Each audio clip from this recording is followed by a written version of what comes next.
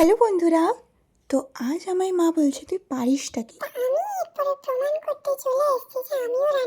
তাই আমি আজকে বানাচ্ছি মালপোয়া। এটা রসে ভেজানো নয়, এমনি মালপোয়া। প্রথমের এই যে দিয়ে দুটো দেখালাম, এটা শুধু চিনি দেওয়া। তো এরপরে আমি একটু ভাবলাম একটু খেজুর গুঁড়ো দেওয়া যাক। দিয়ে খেজুর গুড় দিয়ে এটা বানিয়েছি, এত সুন্দর ফুটবলের মতন ফুললো, দিয়ে ফেটে গেল।